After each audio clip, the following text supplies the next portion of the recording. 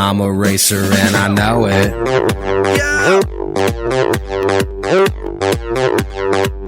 I'm a racer and I know it. Hello and welcome, racer fans. My name is James Lowry, and this is the inaugural episode of This Week in Racer Volleyball. I'm joined today, as I will be every week, by Coach Dave Schwepker. Coach, nice to have you. Hi, how you doing? We get to talk to Coach this week after his big win this weekend. Coach, tell us about the Highlander Classic. Well, the big news is we won, so we were pretty excited about that. It came down to the last match. We came down to the last match. We didn't know. We knew we had to beat Radford, but since we beat them 3-0, that's what clinched it for us, because we were tied with them going into that, and then we beat them 3-0, so we got it. And Radford, Virginia was the host school. Also, there were St. Francis of Pennsylvania and the Citadel, correct? Citadel, yes. And of those matches, which ones did you win? We beat Citadel and lost to St. Francis in 5. All right, and lost in 5, so that was a pretty good match then. Yes, it was a pretty good match, but we got to see a lot about our team and things that we need to change from that match, which was really, really good. I would have liked to have won the match, but I think if we would have won, we might have stayed with the lineup that we were going with.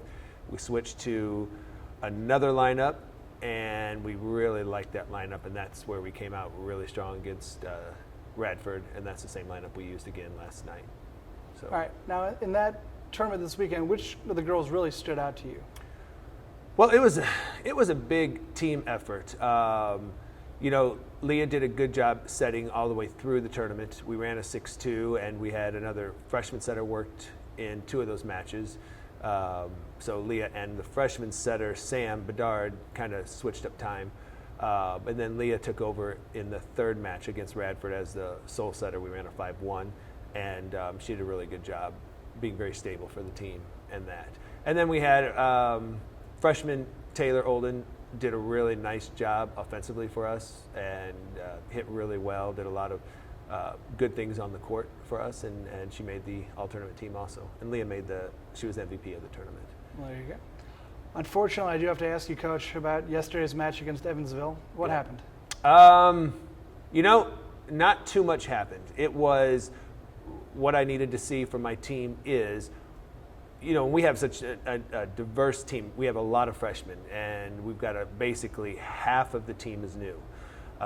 6 freshmen and a junior college transfer. So we have 7 new girls, 7 old girls. So literally half the team is new. So you don't know how your team performs day in and day out. And we've been kind of struggling, but when we have this one lineup, we seem to be very steady. So the lineup we had last night, we really wanted to see, are we going to be able to compete?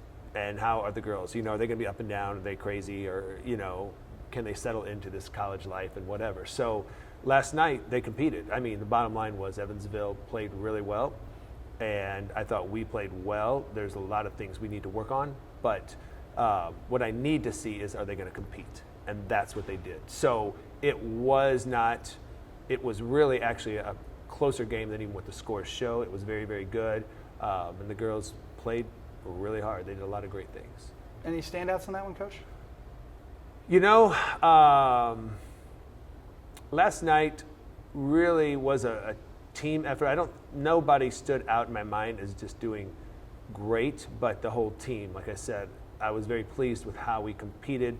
There was some plays that we got crazy stuff, which to me is a good sign of a team, is when you make some crazy plays and keep the ball in play. Things that normal teams let go and they die. In fact, one of the plays was last night, Evansville already thought the ball was actually dead, and they actually all came together and celebrated, and we sent the ball over.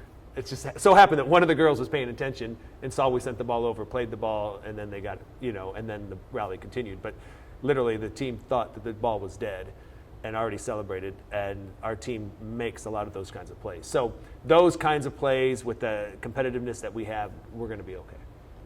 Well, there you have it, Racer fans. Volleyball back in action September 15th and 16th at the Blue and Gold Classic in Morgantown, West Virginia.